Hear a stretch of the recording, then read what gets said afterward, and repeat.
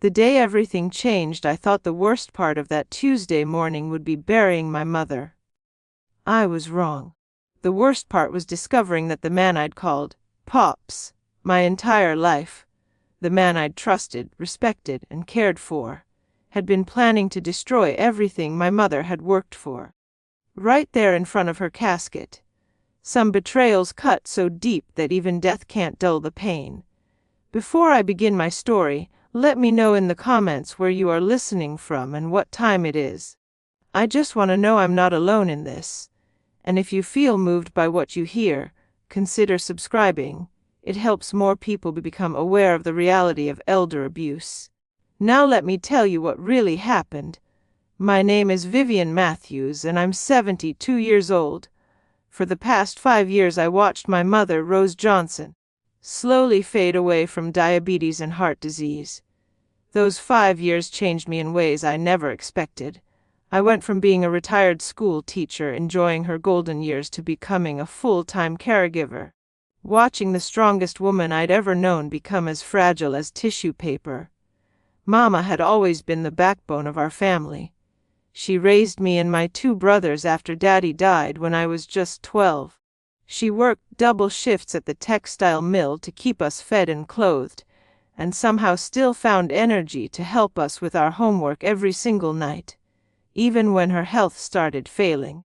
She kept that same fighting spirit.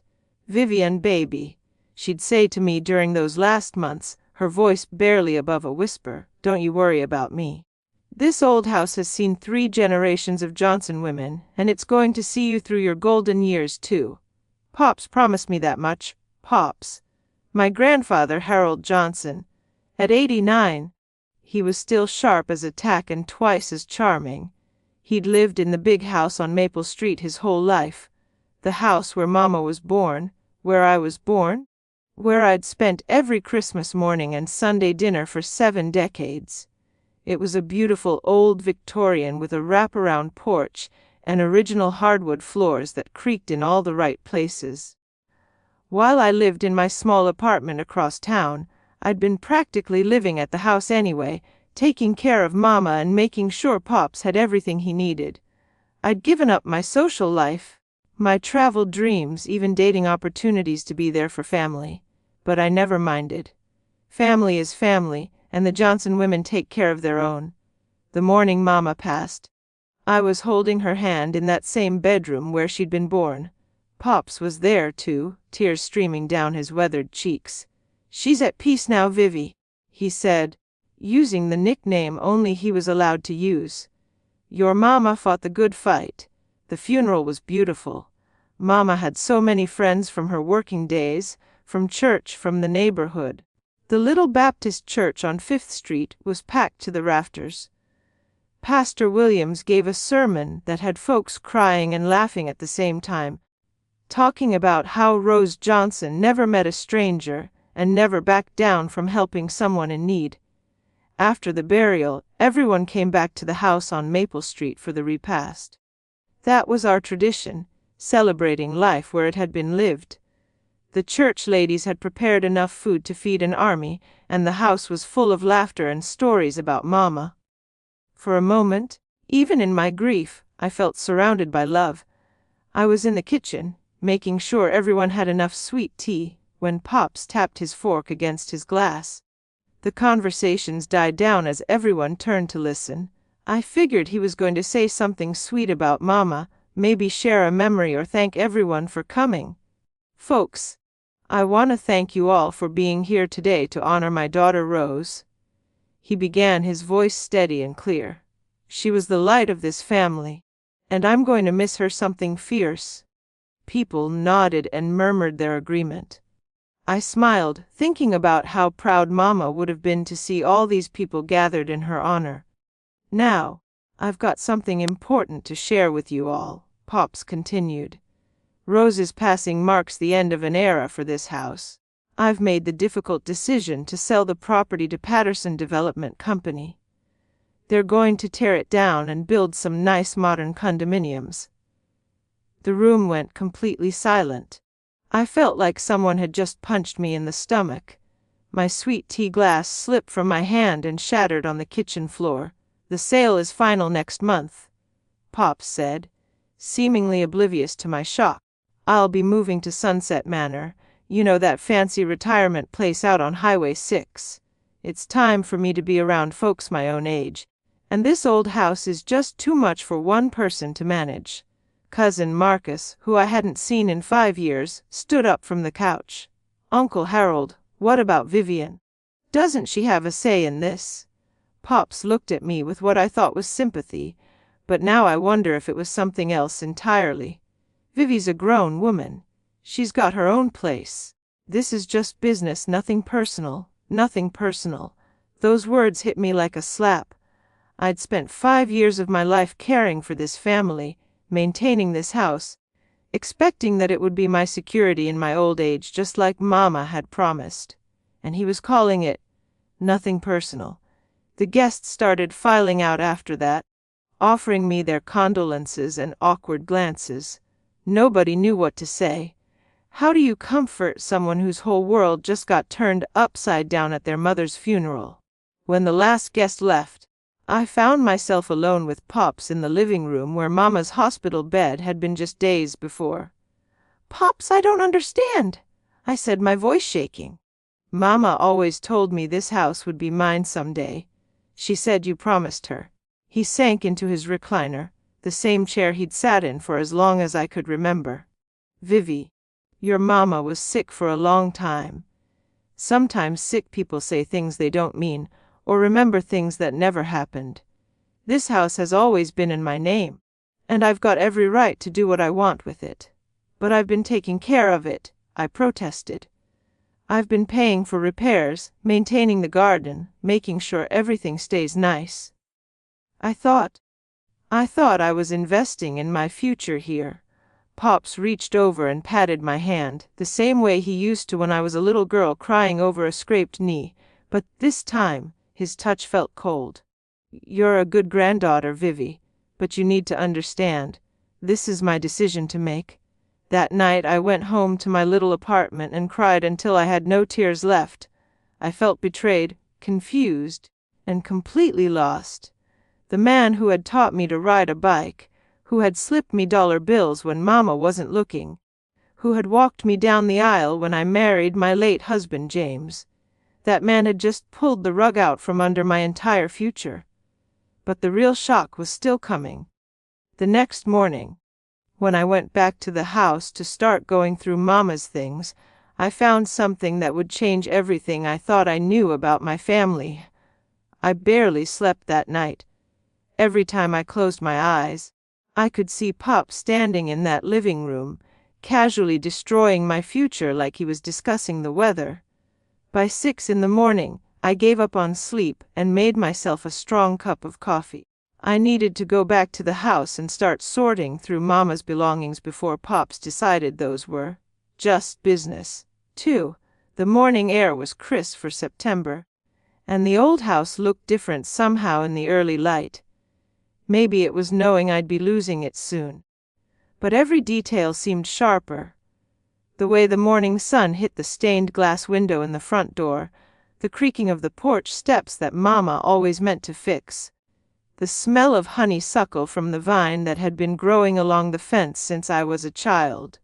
Pops was already up, sitting at the kitchen table with his newspaper and black coffee, same as he'd done every morning for as long as I could remember. He looked up when I came in through the back door. "Morning, Vivi. You're up early. Couldn't sleep," I said, not meeting his eyes. "I thought I'd start going through Mama's things. Figure out what needs to be handled." He nodded and went back to his newspaper. "That's good of you.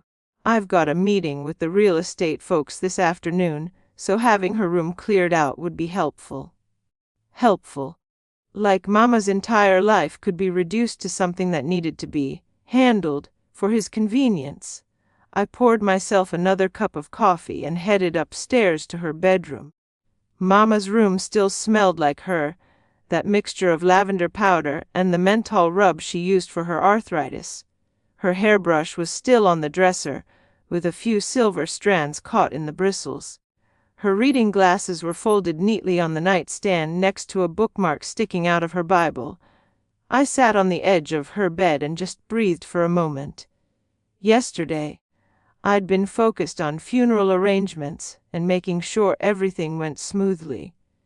Today, I had to face the reality that she was really gone, and apparently so was everything I'd thought would be mine. I started with her dresser drawers, folding her clothes carefully and separating things for donation. Mama had never been one for fancy clothes, but she took care of what she had. In the bottom drawer, underneath her winter sweaters, my fingers brushed against something that felt like paper. It was a manila envelope, the kind lawyers use, with IMPOKSEVVNESOLY written across the front in Mama's careful handwriting. My heart started beating faster as I opened it. The first document was a copy of the original deed to the house, dated 1952. It showed that my great-grandfather, Samuel Johnson, had left the property to be divided equally between his two children, Harold, my grandfather, and Rose, my mother. According to this deed, Mama owned 50% of the house. But that wasn't the most shocking part. The next document was dated just 3 years ago, a quitclaim deed that showed Harold Johnson transferring Rose Johnson's 50% share to himself for the sum of $1. At the bottom, there was a signature that was supposed to be my mother's. I stared at that signature for a long time. I knew Mama's handwriting better than my own. I'd helped her pay bills and sign documents for years as her arthritis got worse. This signature looked like hers, but something was off.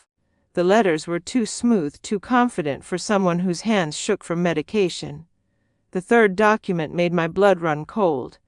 It was a power of attorney, dated 4 years ago, giving Harold Johnson complete authority over Rose Johnson's financial and legal affairs. I remembered when Mama had mentioned signing some papers to make it easier for Pops to help her with bills when she got sicker. She'd trusted him completely. The last piece of paper was a handwritten note from Mama, dated just 6 months ago. Vivi, if you're reading this, then I'm gone, and I pray I was wrong about what I suspect.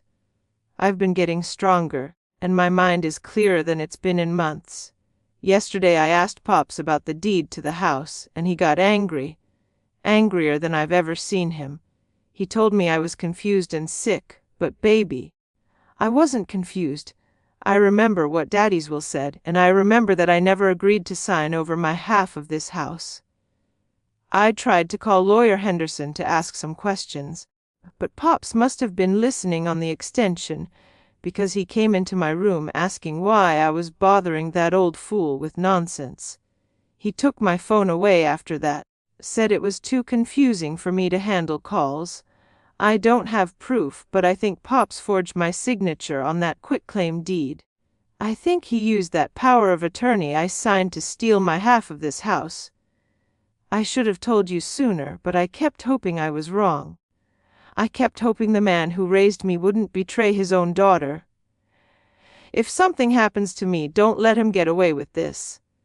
This house was supposed to be yours, baby. It was supposed to keep you safe. I love you more than words can say.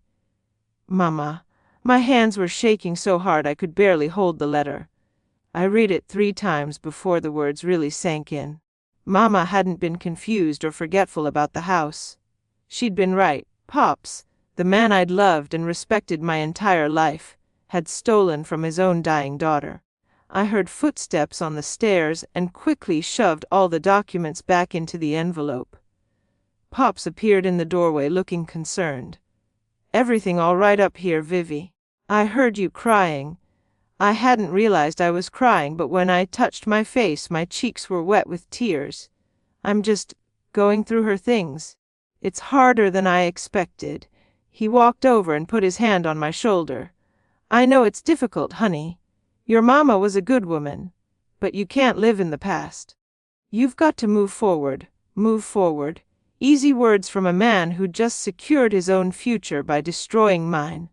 I looked up at him, really looked at him, and for the first time in my life, I didn't see my loving grandfather.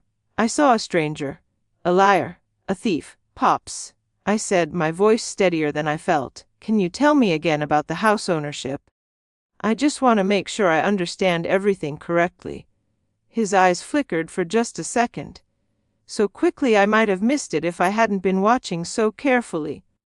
What's to understand? The house has always been mine, free and clear. Your mama never had any legal claim to it. Never. Never, he said firmly. I don't know where she got the idea that she owned part of it. But like I told you yesterday, sick people sometimes get confused about things. He was lying, looking me straight in the eye and lying, just like he'd probably lied to Mama when she questioned him about the deed. The worst part was how good he was at it, how concerned and patient he sounded, like he was just trying to help his confused granddaughter understand a simple situation. I see, I said. Well, I should probably get back to packing her things. That's my girl, he said, patting my shoulder again. I'll be downstairs if you need anything. After he left, I sat in that chair by Mama's window and held her letter against my chest. She tried to warn me. Even while she was dying, even when she was weak and scared, she'd tried to protect me from this betrayal. But she'd also given me something else, proof. Maybe I couldn't prove the signature was forged, not yet, but I had evidence that Pops had used his power of attorney in ways Mama never intended. I had her own word saying she'd never agreed to sign over the house. For the first time since yesterday's funeral, I felt something other than grief and shock. I felt anger. Clean, pure, righteous anger. Pops thought he could manipulate a dying woman and steal from his own family. He thought he could lie to my face and I'd just accept it because I'd always been the good granddaughter who never caused trouble,